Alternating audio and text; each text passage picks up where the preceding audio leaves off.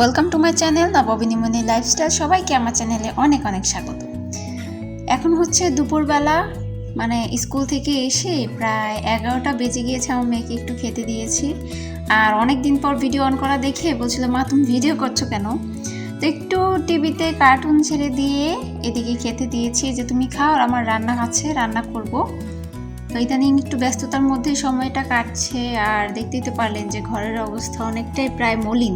যারা আমার আগের ভিডিওগুলো দেখতেন তারা কিন্তু জানেন যে মোটামুটি একটু আমার যা আছে তার মধ্যেই আমি চেষ্টা করি যে গুছিয়ে রাখার, গুছিয়ে থাকার। কিন্তু ইদানিং একটু মলিন হয়ে গিয়েছে, কারণ বাচ্চা এখন স্কুলে পড়াশোনা করছে, তার পেছনে সময় ব্যয় করা, আমার পড়াশোনা, যেহেতু একটা লম্বা বিরতি নিয়েছি। আর আজকের ভিডিওটার কারণ হচ্ছে, আমার এই বিরতি যে নিলাম এটার কারণটা ছিল আমার পড়াশোনা। আমি ফাইনাল ইয়ার স্টুডেন্ট ছিলাম, সেখানে খুবই প্রেশারের মধ্যে গিয়ে ফাইনাল ইয়ারটা শেষ করলাম। আর গতকালকে আমার পরীক্ষাটা শেষ হয়েছে, আর আমি তো মহা খুশি। এখনও ভাইবা যদিও বাকি আছে, তারপরেও আমি খুশি যে রিটেন পার্টটা তো শেষ, ভাইবাটা তো অত প্রেশার নাই। তো যাক, এখন একটু ভিডিও করা যাক।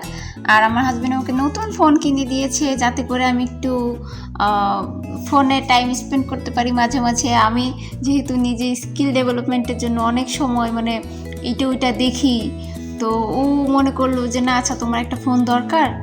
আর আমি আসলে এতদিন আমার কোনো ফোন চাইনি, আমার একটা ফোন ছিল, তো ওই ফোনটা দিয়েই টুকটাক করে চলতাম।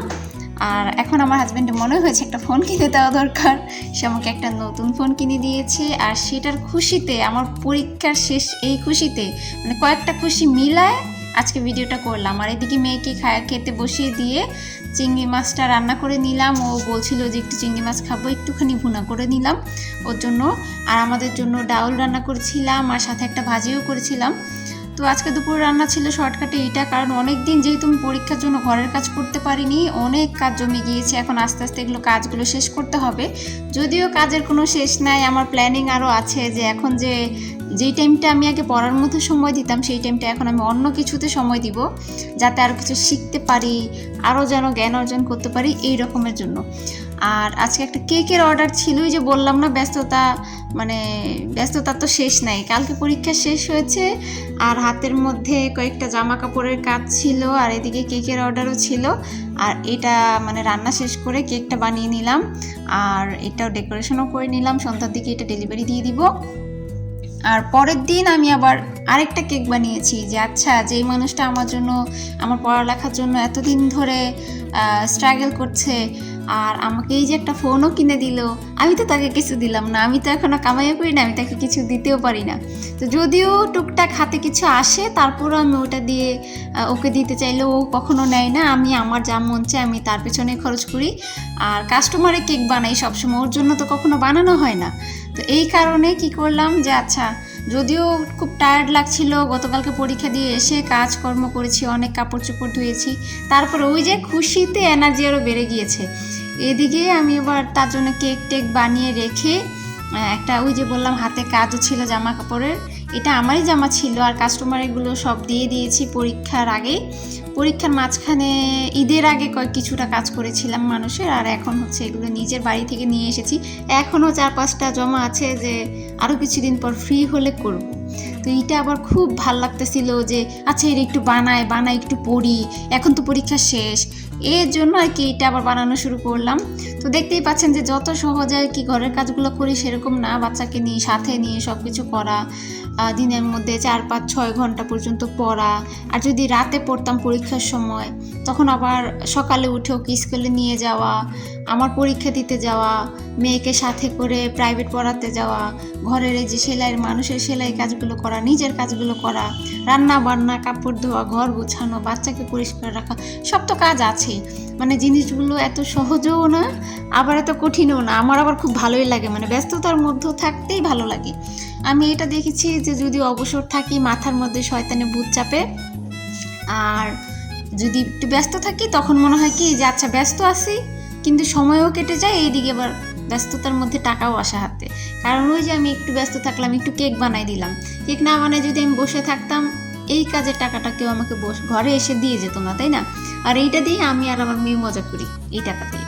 তা আমার খুবই ভালো লাগে যে এগুলো টুকটাক কাজ করি। আর ইদানিং যেহেতু প্রাইভেটও নিয়েছি, তো প্রাইভেট পড়াতে যাই, মেয়েকে একটাতে নিয়ে যাই, কোনোটাতে ওর বাবার কাছে রেখে যাই। তো এইভাবেই সময়ের মধ্যে চলছে আমার ব্যস্ততম জীবন। আর অনেক দিন পর যেহেতু আসলাম, মানে এই সারপ্রাইজগুলো নিয়ে আসলাম, যে আগে যতটুকু ফ্রি ছিলাম এখন তার থেকেও কয়েক গুণ বেশি ব্যস্ত। আর এটাই আমি পছন্দ করি।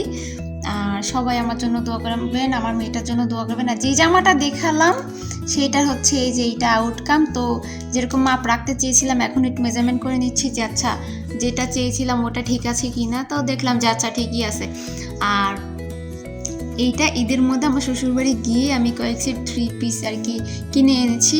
দেখলাম যে ঢাকার থেকে মোটামুটি ওখানে কমে পাওয়া যায় আর কোয়ালিটিও ভালো পাওয়া যায়। মানে ঢাকায় 1000 টাকার জিনিস 500-600 টাকা দিয়ে দেয় দামাদামি করে। আর আমার শ্বশুরবাড়ির ওদিকে যেটা হয়, ওরা দামাদামি করে না, ফিক্সড রেট, কিন্তু যেটা চাবে সেটাই। আবার যেটার কোয়ালিটি যেরকম সেরকম দামই হয়, তারা অত বার্গেনিং পছন্দ করে না। আর সেলাই কাজ শেষে আবার যেহেতু টুকরা কাপড় বেরোয়, আবার ওগুলোকে ঝাড়ু দেওয়া, মেশিন টেশিন সব গুছিয়ে রাখা, সব কাজ শেষ করে এদিকে আমার হাজব্যান্ড দুপুরে খেতে এসেছে, তাকে খেতে টেতে দিয়ে যাওয়ার সময় ভাবলাম যে একটু কিছু করে দিই, তো ম্যাঙ্গো জুস বানিয়ে দিচ্ছিলাম। এরপরে আমি ভাবলাম যে বের হয়ে যাবে, কিন্তু বলতেছে চলো একটু তোমাদের বাহিরে নিয়ে যাই, তোমারও পরীক্ষা শেষ, একটু ঘুরাই নিয়ে আসি। পরে আমরা চলে গেলাম রাজাবাড়িতে গিয়ে রাইসা তো মহা খুশি। এদিকে ও কখনো রাজার বাড়ি দেখে নাই, তো গিয়ে দেখে টেখে দৌড়াদৌড়ি করে একটু মানে ওরও মনটা ফ্রেশ হলো, আমারও ভালো লাগলো যে আচ্ছা এতদিন পড়াশোনার চাপ গেল, এত প্রেশার গেল, এখন একটু ঘোরাও হলো। তারপরে হচ্ছে ওখানে গিয়ে আমরা পাশেই দেখলাম একটা রেস্টুরেন্টের মতো হয়েছে, ছোট, খুবই সাধারণের মধ্যে, ছিমছামের মধ্যে সুন্দর। তো ওখানে গিয়ে পোড়া রুটি আর মালাই চা খেলাম। আর রাইসাকে একটু খেতে দিয়ে বললাম যে আচ্ছা তোমার একটু ভিডিও করে নিই। আর আমি তো এটা বলেছি যে আমার চ্যানেলে যত ভিডিও আমি এগুলো নিজেই বসে বসে অবসর সময়ে দেখি। আমার খুব ভালো লাগে আমার মেয়ের স্মৃতিগুলো দেখতে, যে কিভাবে ছোট থেকে বড় হয়ে যাচ্ছে। আর এখানে এই দোলনার জন্যই আসলে এখানে যাওয়া। আমার মেয়ে এখানে বসার জন্য প্রায় 1 ঘন্টার মতো সিরিয়াল দিয়েছিল, যে বাচ্চারা বসে আবার উঠে, কিন্তু ও যাওয়ার সাহস পায় না। তো এখানে আবার একটু বসিয়ে দোল নিচ্ছিলাম আর ওর একটু ক্লিপ নিয়ে নিলাম। আর আজকের ভিডিওটা এই পর্যন্তই থাকলো। সবাই ভালো থাকবেন, সুস্থ থাকবেন। আর আমার ভিডিওটা যদি আপনাদের একটু ভালো লেগে থাকে তাহলে একটা লাইক করে দিন। আর আমি জানি অনেকে আমার ভিডিও পছন্দ করেন, আবার অনেকে পছন্দ করেন না। যারা ভিডিওটা পছন্দ করবেন না তারা আমার ভিডিও স্কিপ করে দিবেন।